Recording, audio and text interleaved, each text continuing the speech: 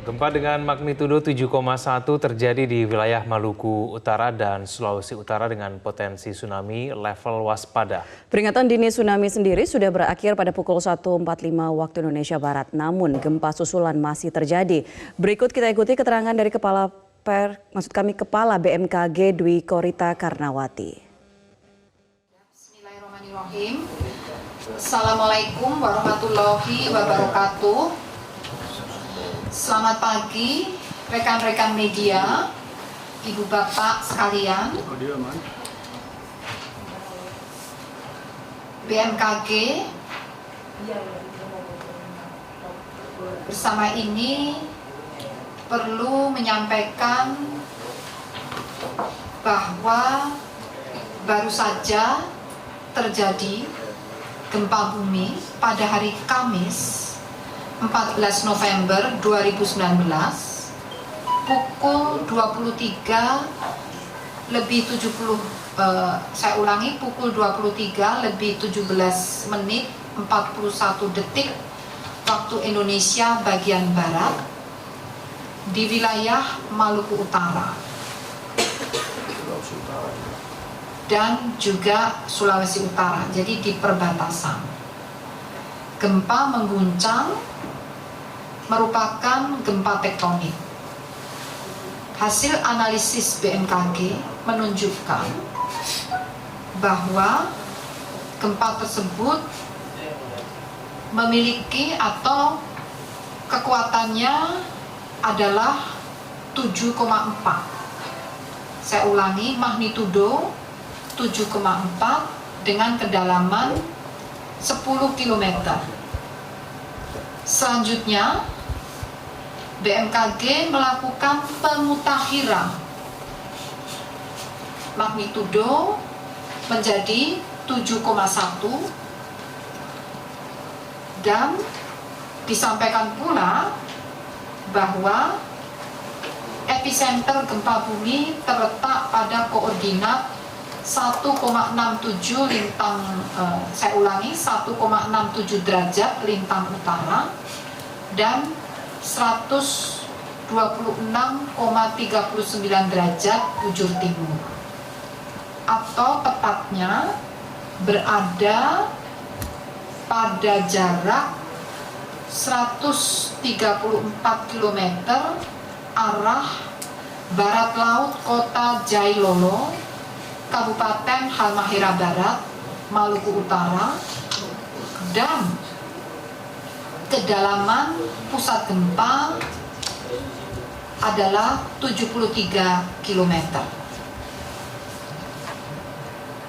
Dengan memperhatikan lokasi epicenter dan kedalaman hiposenternya, gempa bumi yang terjadi merupakan jenis gempa bumi dengan kedalaman hiposenter menengah akibat adanya deformasi atau penyesaran dalam lempeng laut Maluku. Hasil analisis mekanisme saya ulangi, hasil analisis mekanisme gempa bumi menunjukkan bahwa gempa bumi tersebut terjadi dengan mekanisme pergerakan naik atau patahan naik. Dan bagaimana dampak gempa bumi tersebut? BMKG mencatat guncangan gempa bumi ini dirasakan di daerah Bitung dan Manado dengan skala intensitas MMI 4 hingga 5. Saya ulangi, dengan skala intensitas MMI 4 hingga 5, artinya getaran dirasakan hampir semua penduduk dan orang banyak terbangun. Getaran juga dirasakan di Gorontalo dan Ternate dengan intensitas skala MMI 3 sampai 4. Artinya dirasakan oleh orang banyak di dalam rumah. Dirasakan pula guncangan di daerah Buol dengan intensitas MMI 2. Artinya getaran dirasakan oleh beberapa orang dan benda-benda ringan yang digantung bergoyang. Hingga saat ini belum ada laporan dampak kerusakan yang ditimbulkan akibat gempa bumi tersebut. Kemudian BMKG berdasarkan pemodelan untuk potensi tsunami,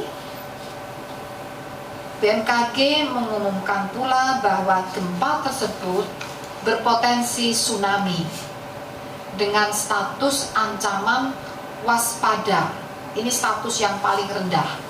Waspada yaitu potensi ketinggian tsunami kurang dari 50 cm. Daerah yang mendapat status ancaman waspada meliputi Minahasa Utara bagian selatan di Provinsi Sulawesi Utara. Dan berdasarkan monitoring muka air laut melalui alat monitor tide gauge, terlihat adanya gejala perubahan muka air laut di Ternate setinggi 6 cm pada pukul 23:43 waktu Indonesia bagian Barat. Juga terjadi kenaikan muka air laut di pantai Jailolo dengan ketinggian 9 cm pada pukul 23:43 waktu Indonesia bagian Barat. Kemudian juga terjadi di pantai Bitung dengan ketinggian 10 cm pada tanggal 15 November pukul 00:08 waktu Indonesia bagian Barat. Ketinggiannya adalah 10 cm.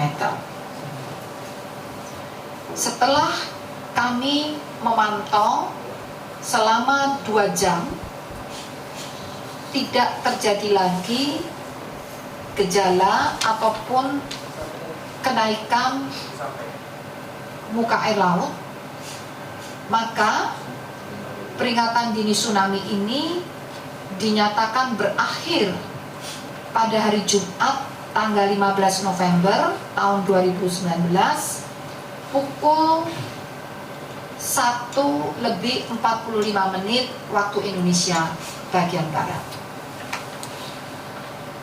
BMKG juga mencatat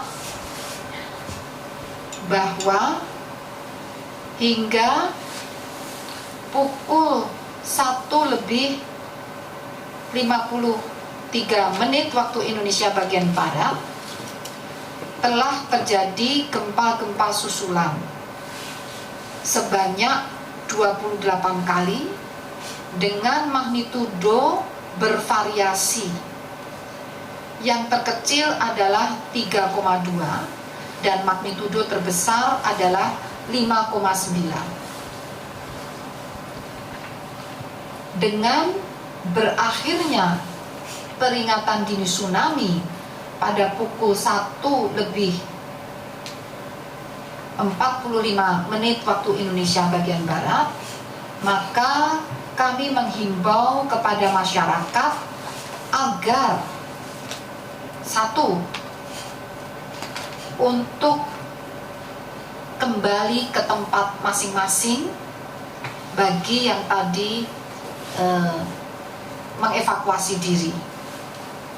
Jadi kami himbau sehubungan dengan peringatan dini tsunami telah dinyatakan berakhir pada pukul 1:45 waktu Indonesia bagian Barat, maka masyarakat dihimbau untuk kembali ke tempat masing-masing. Namun demikian, juga dihimbau agar masyarakat tetap waspada terhadap gempa susulan. Jadi yang diwaspadai adalah gempa-gempa susulan, bukan tsunami, karena sudah berakhir. Diperkirakan gempa-gempa susulan masih akan terus terjadi, dan tentunya masyarakat dihimbau agar tetap tenang, tidak terpengaruh oleh isu yang tidak dapat dipertanggungjawabkan kebenarannya. Tentunya perlu dihindari bangunan yang sudah retak atau rusak diakibatkan oleh gempa tadi. Periksa dan pastikan bangunan tempat tinggal Anda cukup tahan gempa, ataupun tidak ada kerusakan akibat getaran gempa yang dapat membahayakan kestabilan bangunan tersebut. Jadi periksa kondisi bangunan sebelum Anda kembali ke dalam rumah. Dan sekali lagi, jangan mudah terpengaruh oleh isu yang tidak dapat dipertanggungjawabkan. Pastikan informasi resmi hanya bersumber dari BPBD dan BMKG. Khusus informasi resmi dari BMKG disebar luaskan melalui kanal komunikasi resmi yang telah terverifikasi, yaitu Instagram dan Twitter @infobmkg, juga melalui website www.bmkg.go.id atau website Inateus. Inateus dituliskan inateus.bmkg.go.id atau melalui mobile apps dan WRS BMKG, yaitu mobile apps Info BMKG. Jadi itulah rekan-rekan media dan ibu bapak sekalian, beberapa hal yang kami sampaikan terkait dengan peringatan dini tsunami dan gempa bumi tektonik yang telah terjadi. Dan sekali lagi, peringatan dini tsunami telah berakhir pukul 1:45 waktu Indonesia bagian Barat. Terima kasih. Billahi taufik wal hidayah. Wassalamualaikum warahmatullahi wabarakatuh.